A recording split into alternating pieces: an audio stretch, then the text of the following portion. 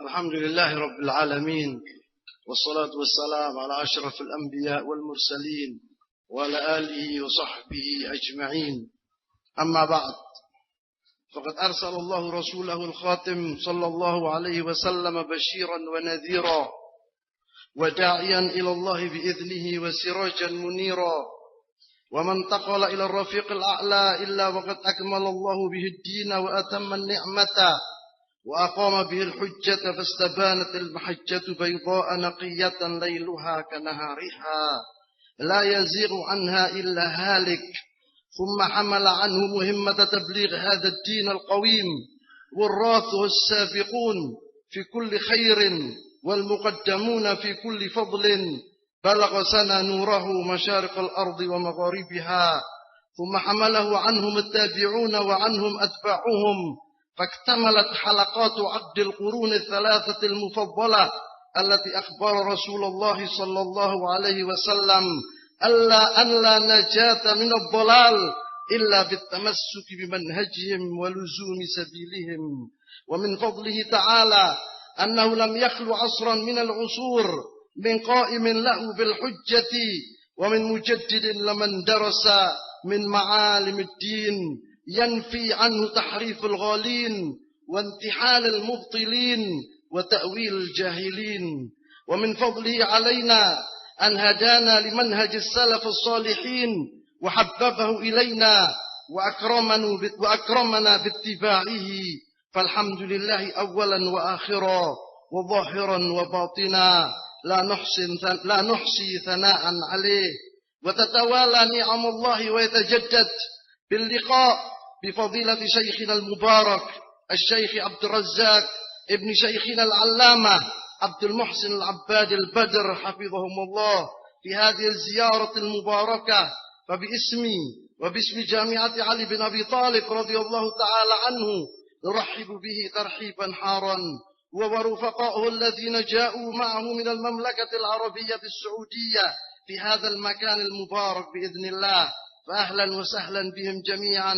وأشكر الحاضرين على استجابتهم لحضورهم في هذا المكان لاستماع المحاضرة التي سيلقيها شيخنا المفضال.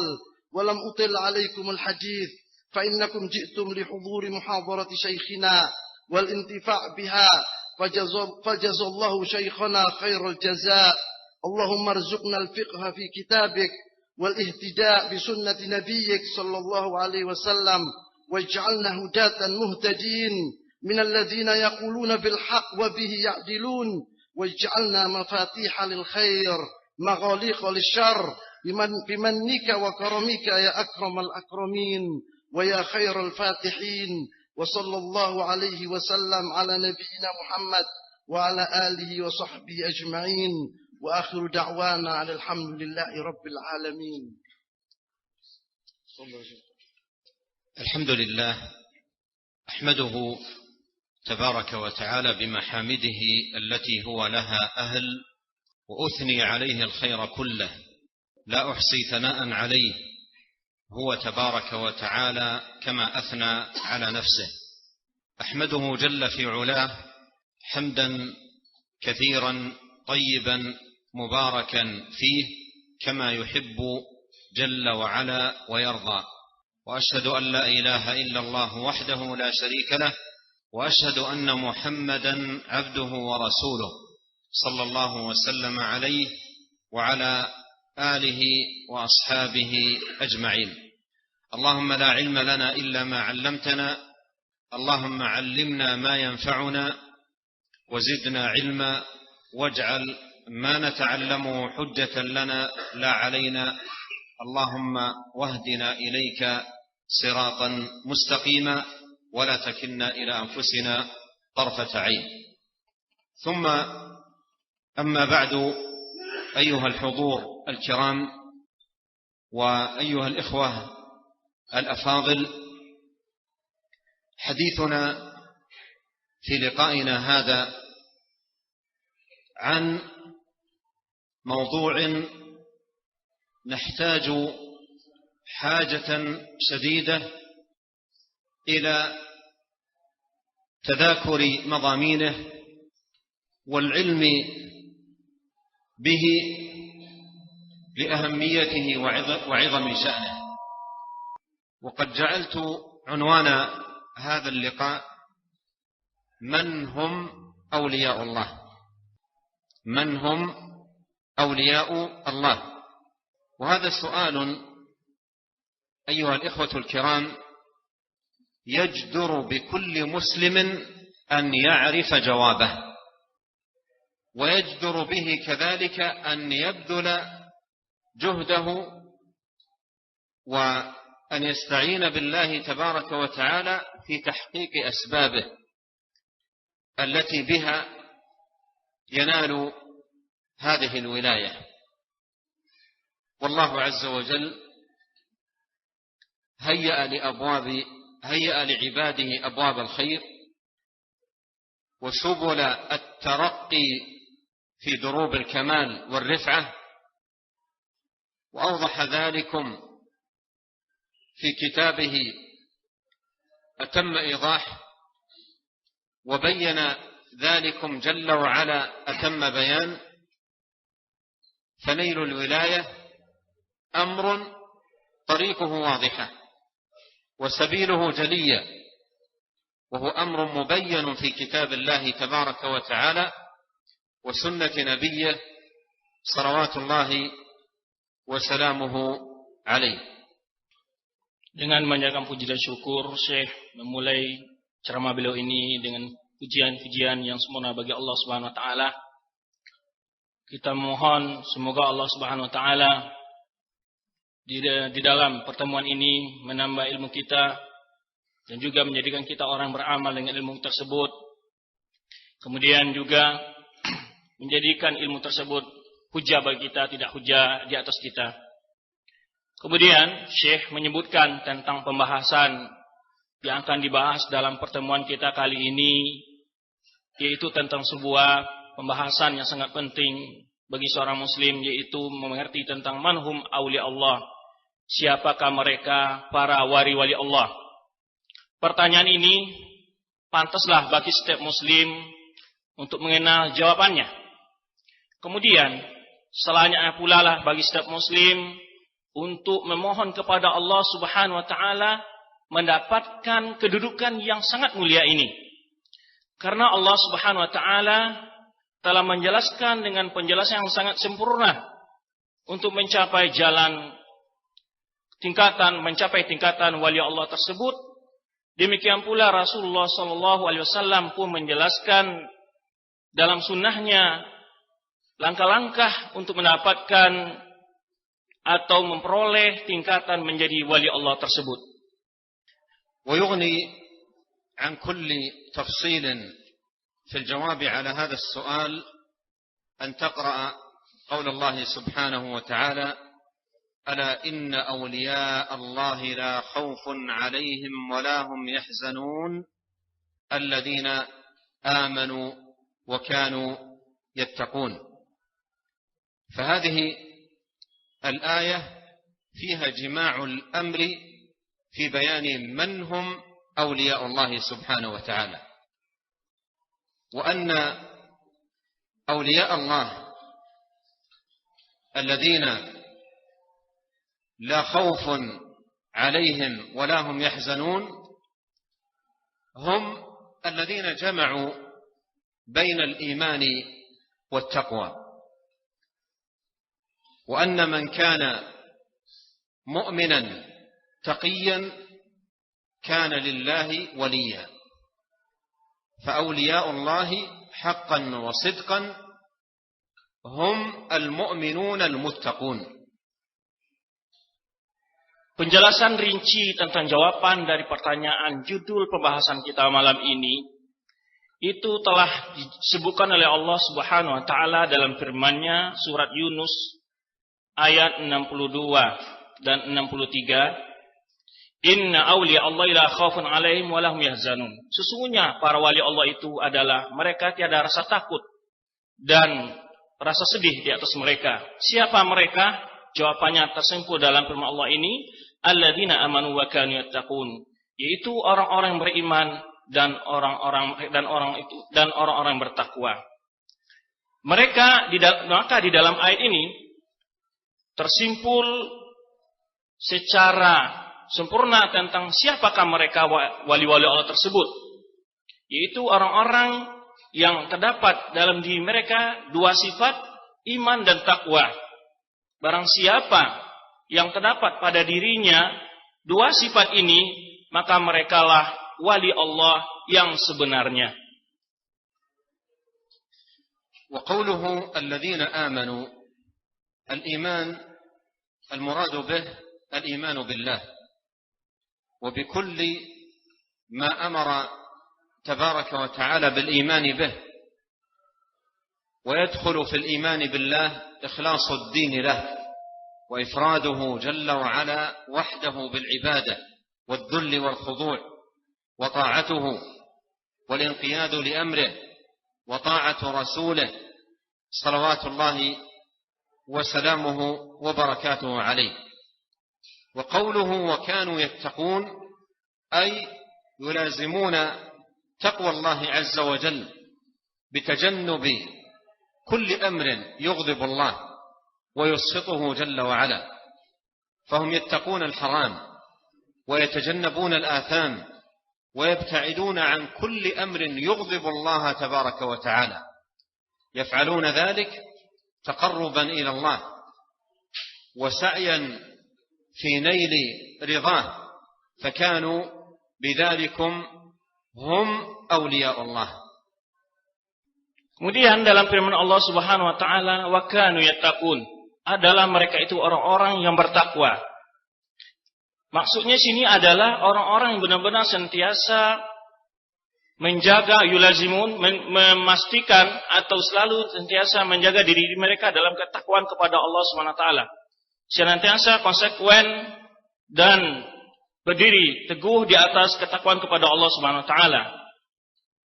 Kemudian alladzina amanu, yang pertama mereka adalah orang beriman, maksudnya adalah beriman dengan semua apa yang diperintahkan Allah Subhanahu wa taala, beriman dengan Allah Subhanahu wa taala, dan juga beriman dengan apa yang diperintahkan oleh Rasulullah SAW.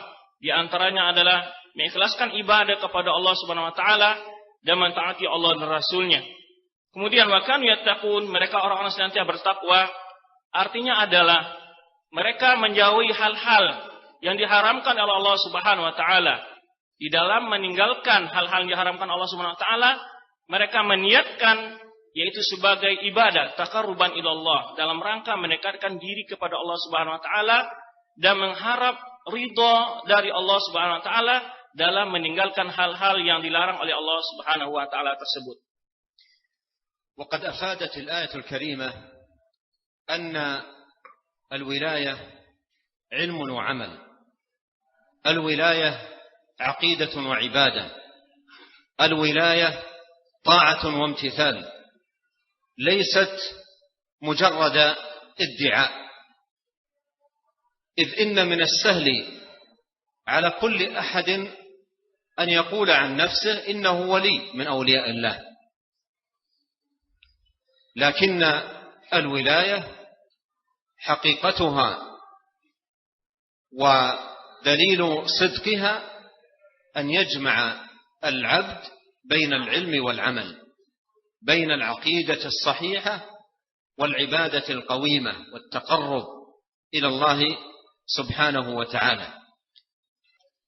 Ayat di atas memberikan penjelasan kepada kita atau memberikan faedah kepada kita bahwa wilayah itu tersimpul dalam beberapa hal. Pertama, ilmu dan amal, ketaatan dan melaksanakan perintah-perintah Allah Subhanahu wa taala. Karena kewilayahan kepada Allah Subhanahu wa taala tidaklah mungkin dicapai hakikatnya kecuali dengan ilmu dan amal dan ketaatan kepada Allah Subhanahu wa taala, ibadah yang benar dan juga ilmu yang sempurna. Wa aslu al-wilayah كما بين أهل العلم هو القرب، كما أن ضد الولاية وهو العداوة هو البعد، فأولياء الله هم أهل القرب من الله سبحانه وتعالى بالتقرب إلى الله عز وجل بطاعته، بالإيمان به، بعبادته، بإخلاص الدين له بالبعد عما حرمه ونهى عباده عنه، فمن كان كذلكم فهو من أهل الولاية، لأنه من أهل القرب والتقرب إلى الله عز وجل.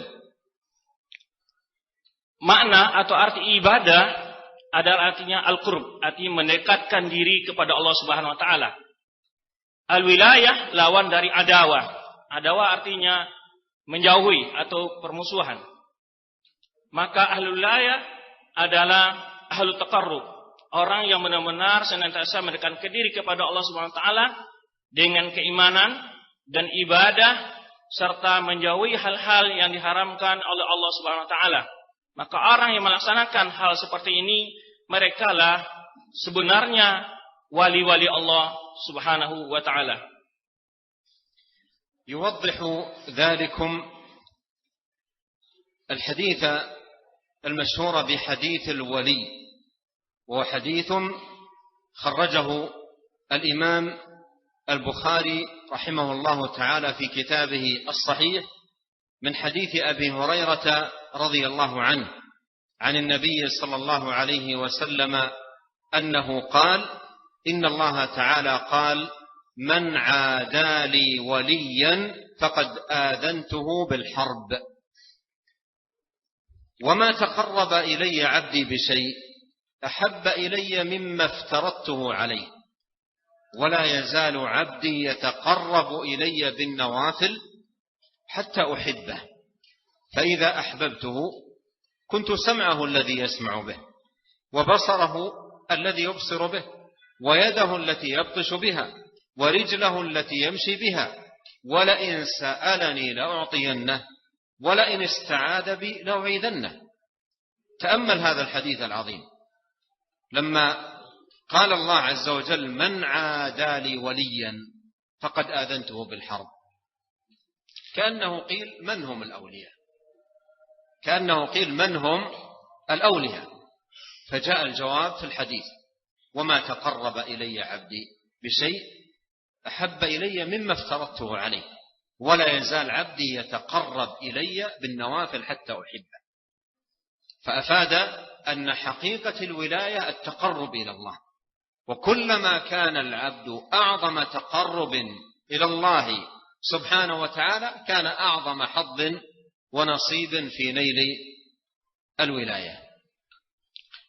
Hal ini dijelaskan lagi oleh Rasulullah Shallallahu Alaihi Wasallam dalam sabda beliau, hadis yang terkenal dengan hadis wali, yang diriwayatkan oleh Imam Bukhari dalam sahihnya dari sahabat Abu Hurairah radhiyallahu anhu, yang mana Rasulullah Shallallahu Alaihi Wasallam bersabda dalam sebuah hadis qudsi bahwa Allah berkata, Inna Allah qala, bahwa Allah berkata, man ada li waliyan, barang siapa yang memusuhi para waliku, faqad azantu birhab, sungguh aku telah mengumumkan peperangan terhadapnya. Dan tidaklah seorang hamba mendekatkan diri kepadaku dengan sesuatu yang amat aku cintai dari apa-apa yang aku wajibkan padanya. Dan tidak pula, dan senantiasalah seorang hamba mendekatkan diri kepadaku dengan hal-hal yang mandub, nawafil, dengan ibadah-ibadah sunnah, sampai aku mencintainya, kata Allah Subhanahu wa taala. Bila aku mencintainya, maka aku akan menuntun pendengarannya yang dia mendengar dengannya, dan akan menuntun pandangannya yang dia dengan itu dia melihat, dan akan menuntun kedua tangannya yang dengan keduanya itu dia memegang, dan akan menuntun kakinya yang dia berjalan dengannya. Jika dia memohon kepadaku, kata Allah, aku akan memberinya, dan jika memohon perlindungan padaku, aku akan melindunginya. Dalam hadis yang agung ini, kata Syekh, yaitu jika kita merenungkan makna hadis ini, yaitu jawaban terhadap pertanyaan tadi, manhum awliya Allah, seakan-akan dalam hadis ini ada jawabannya, yaitu siapakah mereka awliya Allah, adalah orang-orang yang benar-benar mendekatkan diri kepada Allah Subhanahu wa taala.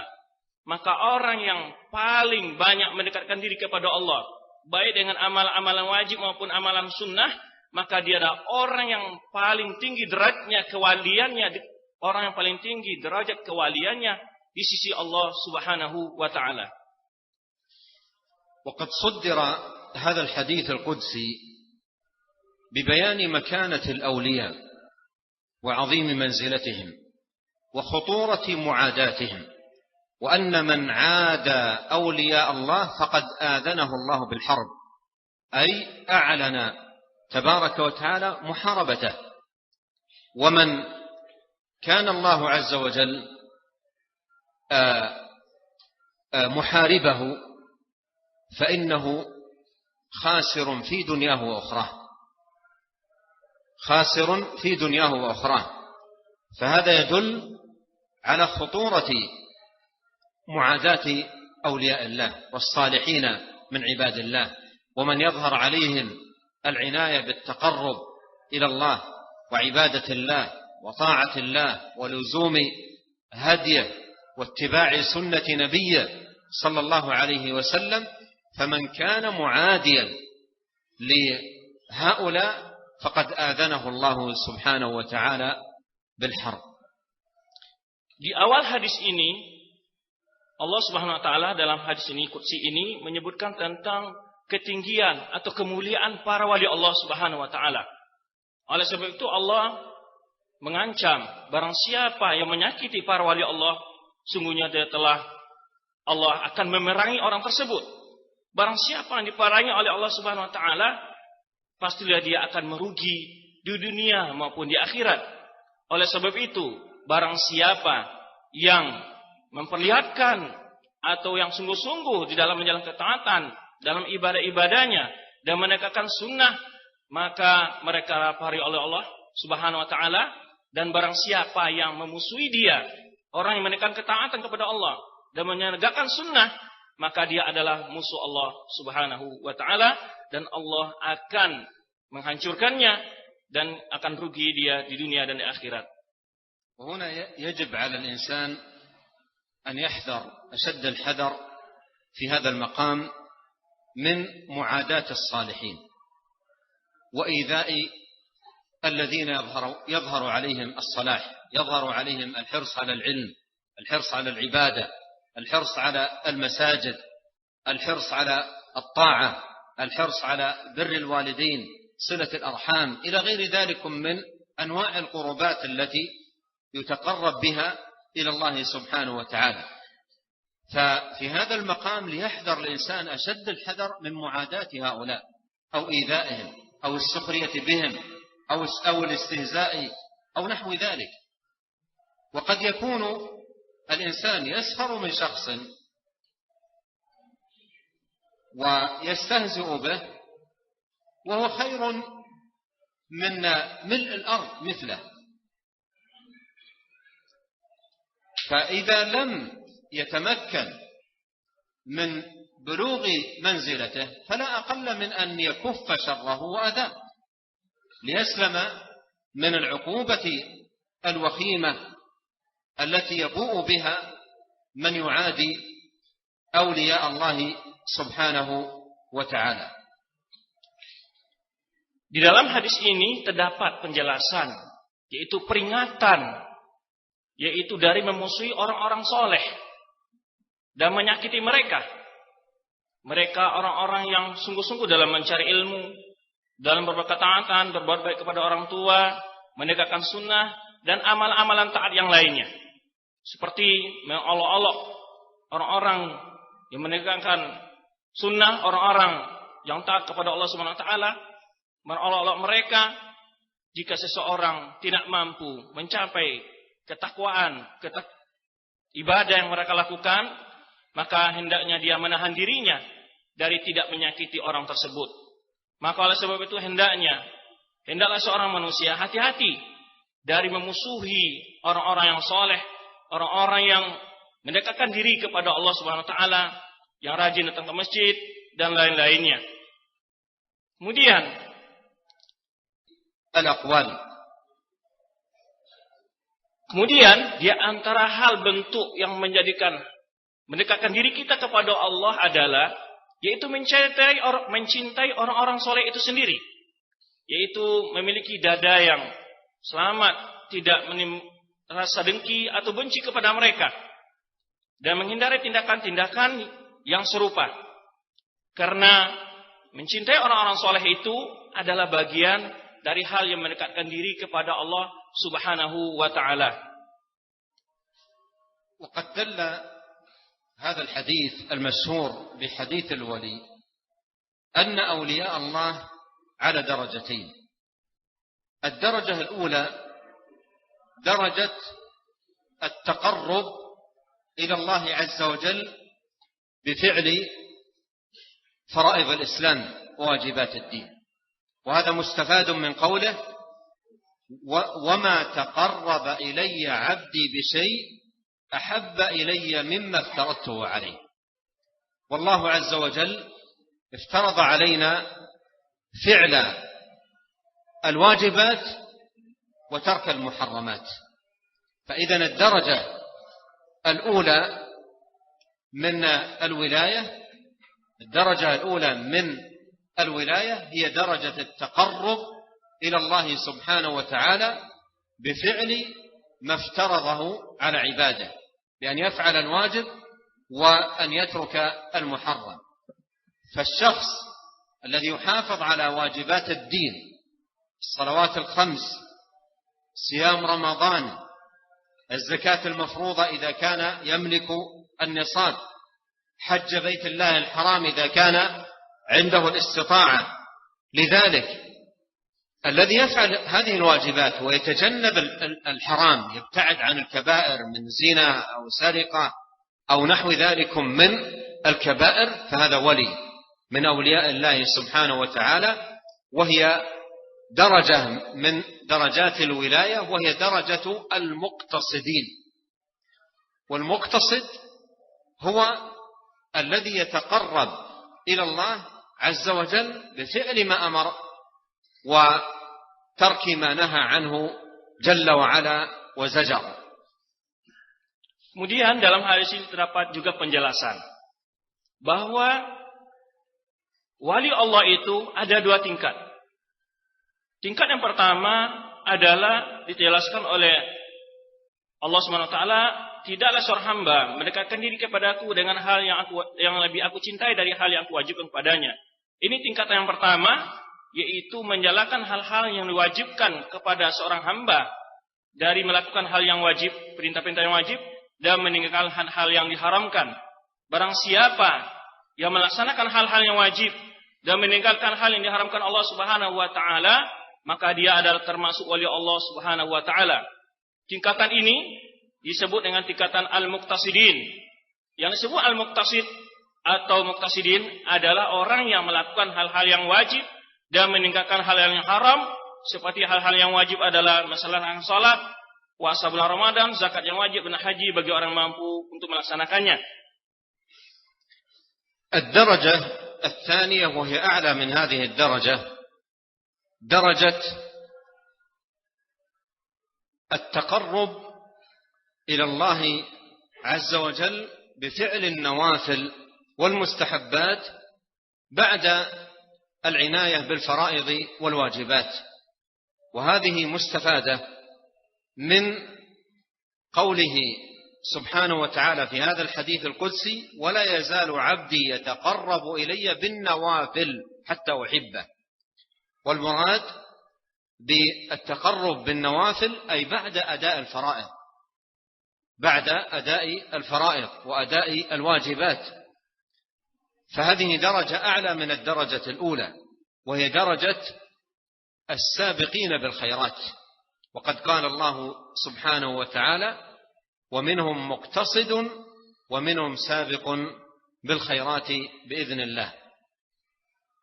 Tingkat yang kedua dari wali-wali Allah itu adalah, yaitu tingkat yang lebih tinggi dari tingkat yang pertama tadi, yaitu tingkatan orang-orang yang melaksanakan amal-amalan sunnah setelah melaksanakan amal-amalan wajib.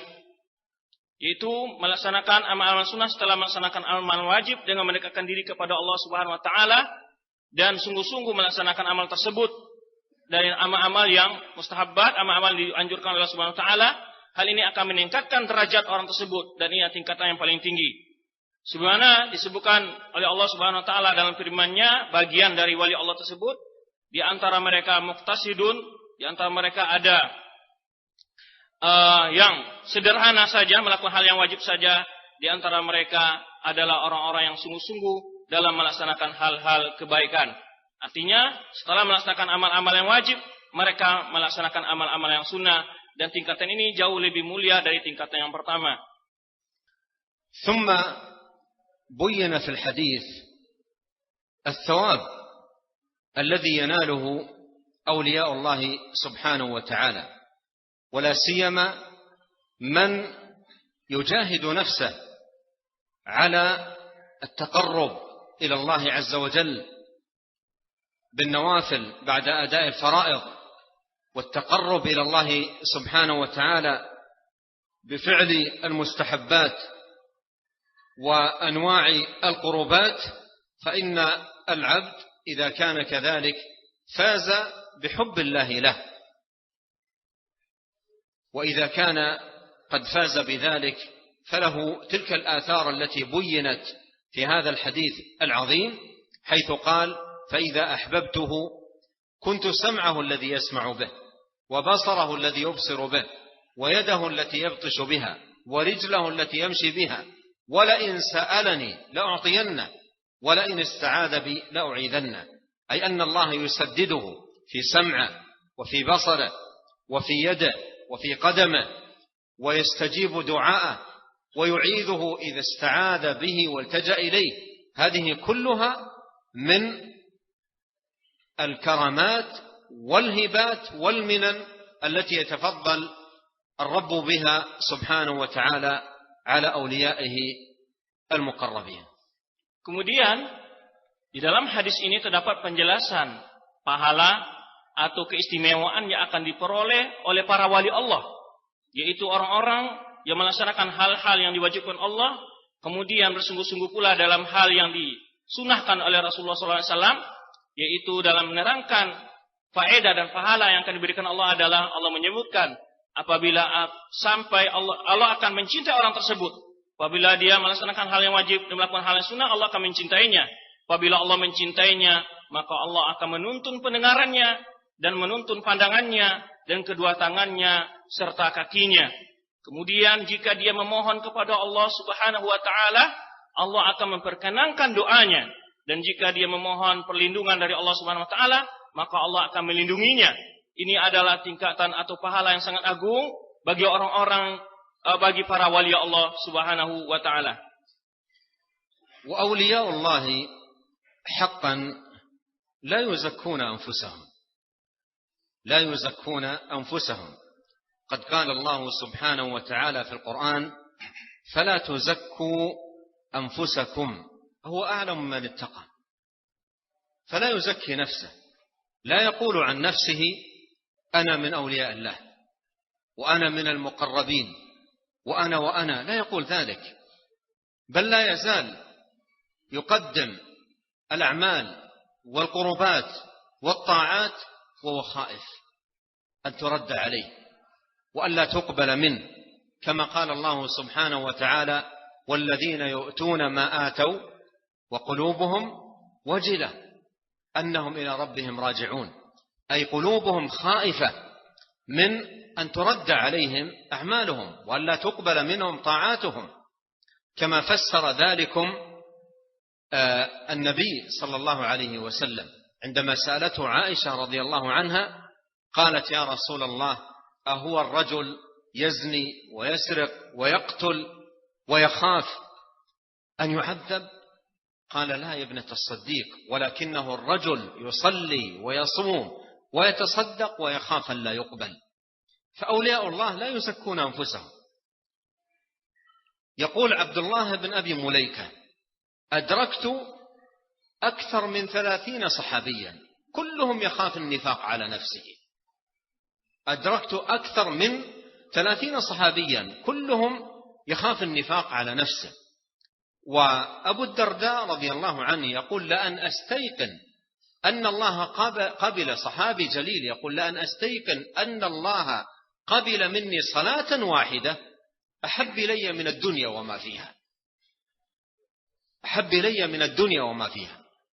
فأولياء الله سبحانه وتعالى لا يزكون أنفسهم، ولا يقول أنا من الأولياء وأنا كذا لا يقول ذلك، بل يكون في تواضع وفي سكينة وفي هضم لنفسه وعدم عجب بعمله. فهذه شأن أولياء الله حقا وصدقا. Kemudian di antara sifat wali Allah adalah dia tidak merasa suci dirinya atau tidak mensucikan dirinya, tidak membanggakan ketaatannya. Ya, karena Allah Subhanahu wa taala melarang, wala tuzakku anfusakum, jangan kalian mensucikan diri kalian dalam merasa suci, ya. Sedangkan Allah yang lebih tahu siapa yang benar-benar bertakwa. Maka dia tidak mengatakan saya adalah wali, saya adalah orang paling dekat kepada Allah Subhanahu wa taala. Akan tetapi dia adalah orang yang merasa takut. Bagaimana kalau amalannya tersebut tidak diterima oleh Allah Subhanahu wa taala? Sebagaimana Allah sebutkan dalam firman-Nya, walladzina yu'tuna ma ataw wa qulubuhum wajila annahum ila rabbihim raji'un. Orang-orang yang telah melakukan berbagai amalan ketaatan yang dia lakukan oleh mereka, hati mereka tetap merasa harap-harap cemas dan mereka meyakini akan kembali kepada Rabb mereka. Setelah dalam ayat ini, Ummul Mukminin Aisyah radhiyallahu anha bertanya kepada Rasulullah SAW tentang mana ayat ini. Apakah maksud ayat ini orang-orang yang senantiasa melakukan maksiat ya Rasulullah? Orang berzina, minum khamar, mencuri dan lain-lainnya? Kata Rasulullah SAW, tidak wahai bin anak Abu Bakar Siddiq, anak perempuan Abu Bakar Siddiq.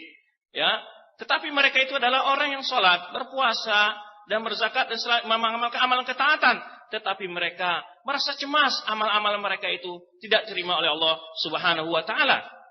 Oleh sebab itu kita lihat lagi salah seorang tabi'i, yaitu Abdullah bin Abi Mulaika, menyebutkan bagaimana mereka adalah orang-orang yang lambang dari hamba-hamba Allah, para wali Allah, menyebutkan adraktu aktsara min 30 sahabiyan, aku menemui lebih dari 30 orang sahabat yang mereka ini adalah tokoh-tokoh para wali Allah, semuanya mereka yaitu takut, itu kena kemunafikan pada diri mereka. Demikian pula berkata sahabat yang jalil Abu Darda radhiyallahu anhu menyebutkan, seandainya aku yakin Allah menerima salah satu dari ibadahku, dari salatku, satu salat saja, itu lebih aku sukai daripada dunia dan segala isinya. Ini bukti bagaimana sahabat, para wali Allah itu adalah mereka memiliki sifat tawadhu dan mereka tidak ujub, tidak bangga diri dengan amal-amal ketaatan mereka. Itulah mereka wali Allah yang sesungguhnya, yang tidak membanggakan diri mereka atau memamerkan jabatan kewalian mereka di hadapan manusia. وليس من شرط الولي أن يجري على يده أمرا خارقا للعادة. فليس من شرط الولاية وجود أمر خارق للعادة على يد الولي. وليس من شرط الولاية ظهور كرامة في أمر خارق للعادة. بل أعظم كرامة نيل الاستقامة. أعظم كرامة أن يكون الإنسان مصلي، أن يكون صائما، أن يكون متصدقا، أن يكون بارا. إذا نظرت إلى العالم ووجدت فيه المجوسي وفيه اليهودي وفيه المشرك وفيه من أصناف أنواع الضلال والباطل والشرك والكفر بالله سبحانه وتعالى، فأعظم كرامة أن يكون الإنسان من أهل طاعة الله، ليس مشركا ولا وثنيا ولا مجوسيا ولا مبطلا، وإنما على دين الله سبحانه وتعالى واتباع سنة نبيه عليه الصلاة والسلام. هذه أعظم كرامة، أعظم كرامة. ولهذا قال أهل العلم أعظم كرامة لزوم الاستقامة. أعظم كرامة لزوم الاستقامة، أن يكون الإنسان مستقيما على طاعة الله سبحانه وتعالى. أما ظهور الأمر الخارق للعادة هذا ليس علامة على الولاية، لأنه ليس من شرط الولي أن يظهر على يديه الأمر الخارق للعادة. ثم ظهور الأمر الخارق للعادة على يد إنسان ليس بحد ذاته دليل على ولايته، لأن الأمر الخارق للعادة قد يكون من الأحوال الشيطانية ومن تعاون الشياطين معه ليضل الناس عن دين الله سبحانه وتعالى. ولهذا يجب أن يحذر من هذا الطريق الذي يجعله بعض الناس بابا لمعرفة الولاية. يقولون فلان ولي، لماذا؟ قال لأنه يفعل كذا، أمور خارقة للعادة يقول يفعل كذا. لا، إذا أراد أن يقول أحد عن شخص إنه ولي ولا تقال أصلا، وإنما يقال نحسبه من الأولياء، نرجو أن يكون من الأولياء، إن شاء الله أنه من الأولياء، لكن لا يجزم. هذه الكلمة نحسبه إن شاء الله أنه من الأولياء متى تقال؟ عندما تقول فلان ما رأيته أبدا قد تخلف عن صلاة الجماعة، أبدا ما رأيته تخلف، هو جاري ما رأيته تخلف عن صلاة الجماعة، أسمع عنه برا عظيما بوالديه، أسمع عنه أن عنده صدقات ويساعد المحتاجين ويقف مع المعسرين إلى آخره، أحسبه من أولياء الله. هذا هو المسلك الصحيح. أما أن يقال فلان من الأولياء لأنه يستطيع أن يدخل البيضة في القارورة ويستطيع أن يفعل كذا، هذا كله قد تكون أحوال شيطانية تسفه بها عقول العوام، تسفه بها عقول العوام ويضل العوام بمثل هذه الطرق. Kemudian perlu dijelaskan pula atau diketahui bahwa bukanlah syarat seorang wali itu memiliki karamah atau hal-hal yang luar biasa. Karena karamah atau yang paling istimewa itu adalah istiqamah, melaksanakan selalu perintah Allah dan perintah Rasulnya, selalu melaksanakan sholat, selalu berinfak, bersedekah, berbuat baik kepada orang tua dan orang lain. Apalagi dan yang lebih azam, lebih pantas dijadikan sebagai alamat atau tanda-tanda seorang wali adalah orang tersebut melaksanakan ajaran Islam dan menegakkan sunnah Rasulullah SAW. Oleh sebab itu sebagian ulama menyebutkan bahwa a'zamul karamah luzumul istiqamah, karamah yang paling agung adalah diberikannya istiqamah oleh Allah kepada orang tersebut dalam melakukan ketaatan kepada Allah Subhanahu wa taala. Jadi hal-hal yang luar biasa atau karamah bukanlah sebagai syarat mutlak bagi seorang wali, dan itu bukanlah sebagai dalil atas seorang tersebut dia sebagai seorang wali, karena boleh jadi hal-hal yang luar biasa tersebut melalui urusan-urusan sihir atau melalui perkara-perkara syaitan. Dan oleh sebab itu hendaklah seorang muslim hati-hati terhadap jalan ini, yaitu menyangka atau beranggapan seorang wali adalah apabila dia mampu memiliki hal-hal yang luar biasa seperti memasukkan telur ke dalam botol atau yang lain-lainnya. Kemudian jika kita melihat seseorang senantiasa berbuat taat kepada Allah Subhanahu wa taala, ya, kita mengatakan insyaallah dia adalah dari wali Allah. Tapi kapan kita katakan dia insyaallah sebagai wali Allah? Apabila dia melaksanakan ketaatan kepada Allah Subhanahu wa taala. Ya, apabila zahir, apabila muncul dari perkataan dan perbuatan-perbuatannya menggambarkan ketaatan kepada Allah, maka kita mengatakan mudah-mudahan dia adalah termasuk salah seorang dari wali Allah. بل تحول هذا الأمر إلى خرافات لا حد لها ولا عد، أدخلت تحت مسمى الولاية، وأنواع من الغلو في بعض الأشخاص كلها أدخلت في باب الولاية، وأصبحت خرافات تروج عند العوام وعند الجهال وعند من لا علم لهم بدين الله تبارك وتعالى، وكل ذلك تحت الولاية. والحديث عن هذا الجانب يطول جدا، لكن أعجب ما يكون في هذا الأمر أن الولاية أصبحت تطلق على أشخاص لا يعرفون بالعبادة ولا يعرفون بالتقرب إلى الله سبحانه وتعالى، ويعرف عنهم أمور عظيمة منكرة، ويقال عنهم أولياء، يقال عنهم أولياء لله سبحانه وتعالى.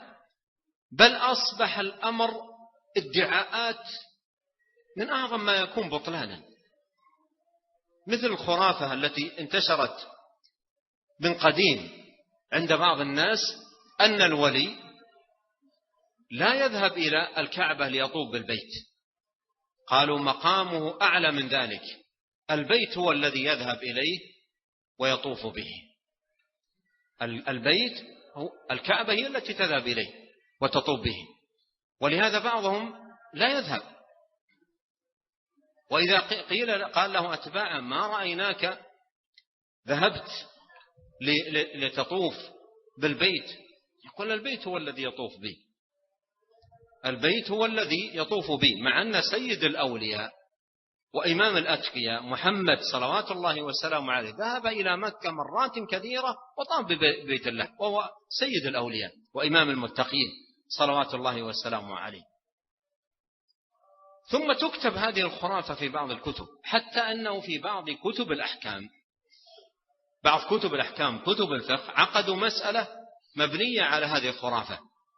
قالوا إذا ذهبت الكعبة تطوف بالأولياء إلى أين يصلي الناس؟ قال صاحب الكتاب اختلف العلماء في هذه المسألة على قولين. القول الأول أن الناس يصلون إلى الكعبة باعتبار الأصل، ولأنهم لا يدرون أين ذهبت الكعبة. قال والقول الثاني أنه يجب على الناس أن يتحروا مكان ذهابها ويصلون إلى الجهة التي ذهبت إليه. هذه كلها خرافات تدرج على الجهال والعوام. ثم النتيجة لمثل هذا الدجل والخرافة أن الشخص لا يصلي ولا يطوف ولا يعبد الله، ويقول عنه أتباعه هذا أعظم الأولياء. ثم أيضا نتيجة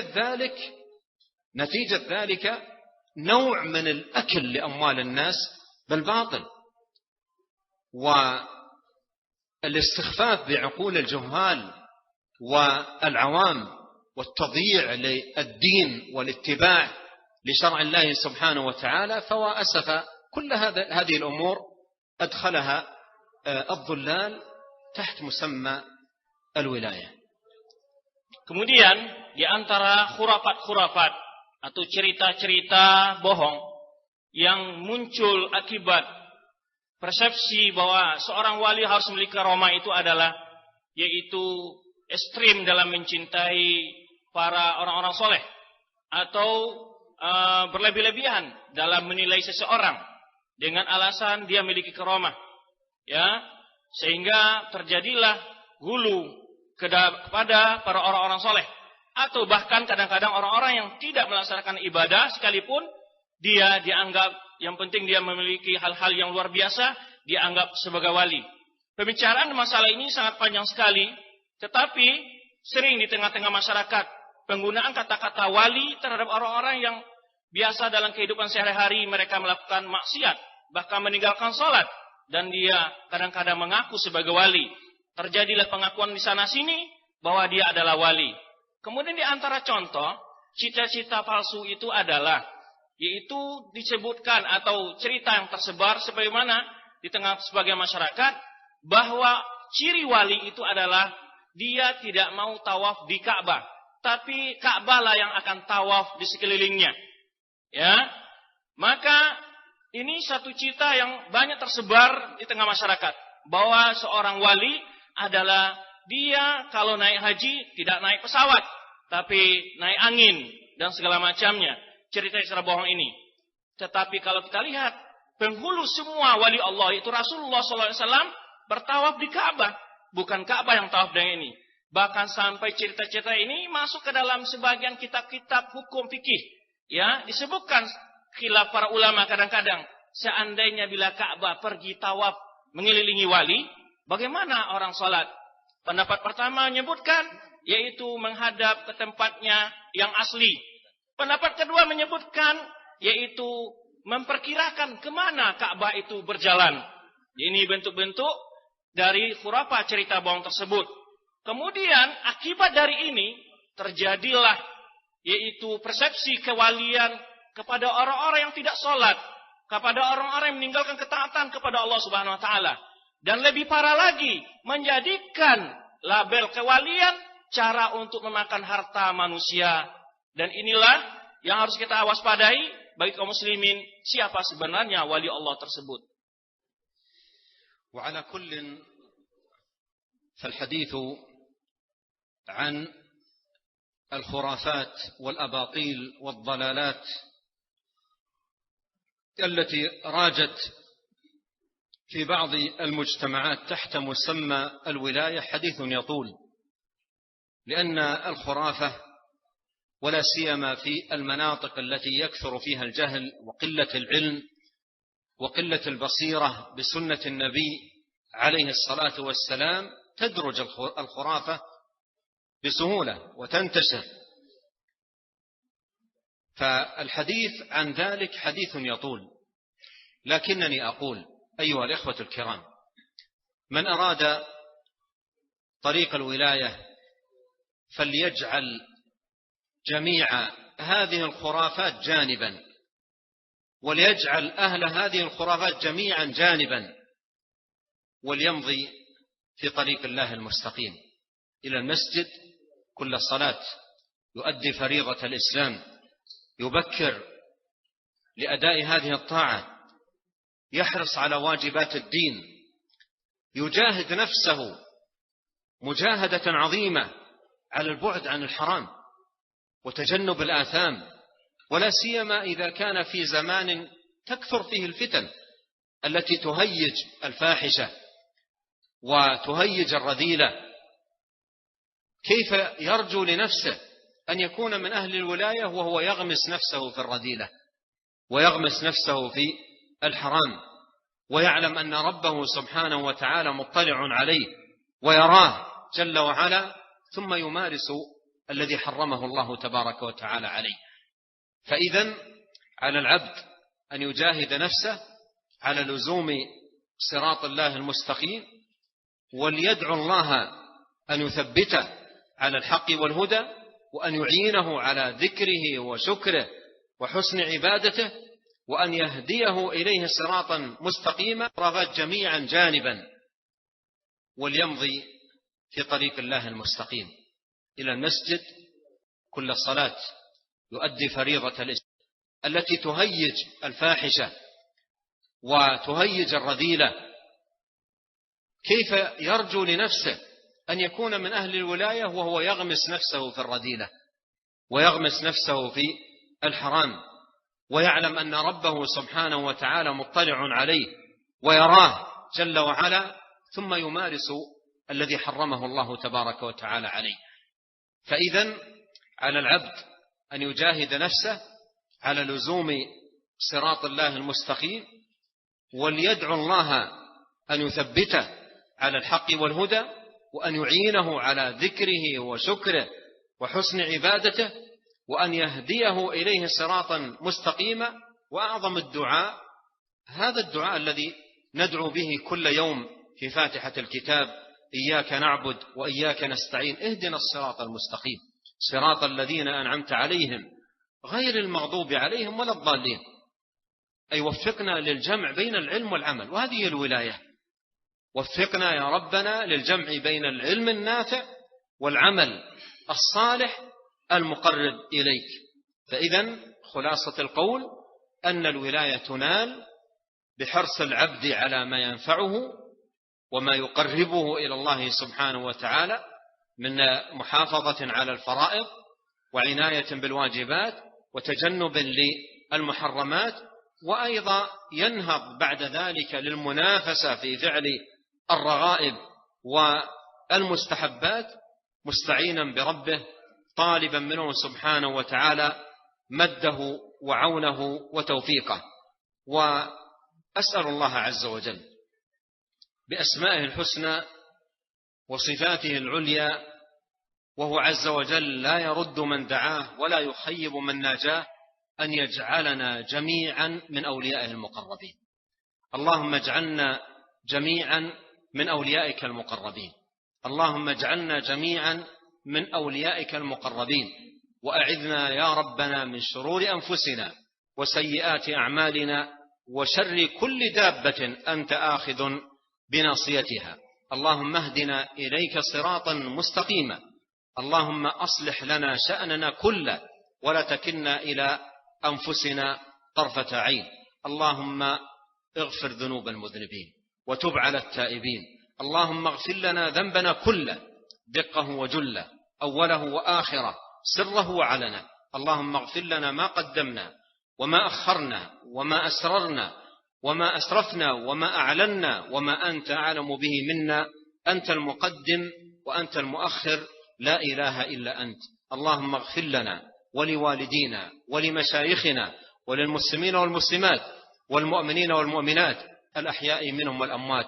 ربنا اغفر لنا ولإخواننا الذين سبقونا بالإيمان ولا تجعل في قلوبنا غلا للذين آمنوا ربنا إنك رؤوف رحيم. اللهم إنا نسألك الثبات في الأمر والعزيمة على الرشد، ونسألك موجبات رحمتك وعزائم مغفرتك، ونسألك شكر نعمتك وحسن عبادتك، ونسألك قلبا سليما ولسانا صادقا، ونسألك من خير ما تعلم ونعوذ بك من شر ما تعلم، ونستغفرك مما تعلم إنك أنت علام الغيوب. اللهم أعنا ولا تعن علينا، وانصرنا ولا تنصر علينا، وامكر لنا ولا تمكر علينا، واهدنا ويسر الهدى لنا، وانصرنا على من بغى علينا. اللهم اجعلنا لك ذاكرين، لك شاكرين، إليك أواهين منيبين، لك مخبتين، لك مطيعين. اللهم تقبل توبتنا واغسل حوبتنا وثبت حجتنا واهد قلوبنا وسدد ألسنتنا واسلل سخيمة صدورنا. اللهم أعز الإسلام والمسلمين، اللهم أعز الإسلام والمسلمين، اللهم أعز الإسلام والمسلمين. اللهم انصر من نصر دينك وكتابك وسنة نبيك محمد صلى الله عليه وسلم. اللهم انصر إخواننا المسلمين المستضعفين في كل مكان. اللهم كن لهم ناصرا ومعينا وحافظا ومؤيدا. اللهم وعليك بأعداء الدين فإنهم لا يعجزونك.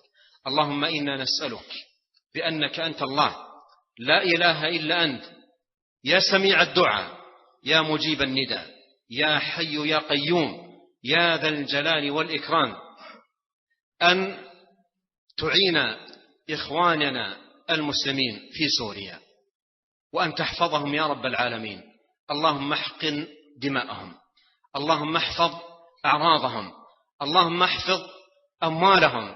اللهم جنبنا وإياهم الفتن ما ظهر منها وما بطن. اللهم إنا نسألك بأسمائك الحسنى وصفاتك العليا وبأنك أنت الله لا إله إلا أنت أن تتقبل منا صالح أعمالنا، وأن تغفر لنا تقصيرنا وإسرافنا في أمرنا، وأن تهدينا إليك صراطا مستقيما. وآخر دعوانا أن الحمد لله رب العالمين، صلى الله وسلم على عبده ورسوله نبينا محمد وعلى آله وصحبه أجمعين. Kemudian bercerita tentang bentuk cerita-cerita khurafat yang disebarkan tentang hal ini sangat banyak sekali dan akan memakan waktu yang cukup panjang. Tetapi biasanya khurafat-khurafat, cerita bohong tentang wilayah atau kewalian-kewalian tersebut tersebar di tempat-tempat yang jauh dari ilmu dan jauh dari sunnah. Oleh sebab itu, barang ingin mencapai tingkat wali Allah Subhanahu wa taala, hendaklah dia bersungguh-sungguh mendekatkan diri kepada Allah Subhanahu wa taala dengan segala amal ketaatan dan menjauhi segala bentuk khurafat-khurafat yang tersebar di masyarakat atau para orang-orang pelakunya dan yang menyebarkannya. Kemudian bersungguh-sungguh menjalankan salat di masjid dan menuntut ilmu serta menjauhi segala tempat-tempat dosa dan tempat yang keharaman oleh Allah Subhanahu wa taala. Apalagi di zaman fitnah yang cukup luar biasa ini. Bagaimana seseorang bisa mengharap kewalian dan dia terjerumus dan tenggelam dalam segala bentuk berbagai keharaman yang diharamkan Allah Subhanahu wa taala? Maka oleh sebab itu kita hendaknya memohon kepada Allah Subhanahu wa taala dalam doa yang senantiasa kita baca dalam salat kita dalam surah Al-Fatihah, ihdinas siratal mustaqim. Kita mohon kepada Allah Subhanahu wa taala untuk ditunjuk kepada jalan yang lurus, jalan-jalan telah diberi nikmat kepada mereka oleh Allah Subhanahu wa taala. Kemudian kita mohon kepada Allah Subhanahu wa taala agar mendapat ilmu dan juga dibantu oleh Allah Subhanahu wa taala untuk mengamalkan ilmu yang kita dapat. Kesimpulannya, wilayah adalah atau untuk mengejar kewalian adalah bersungguh-sungguh menjalankan hal-hal yang wajib dan menjauhi segala hal yang diharamkan Allah, serta menambah melakukan hal-hal yang sunnah-sunnah atau amal-amalan sunnah.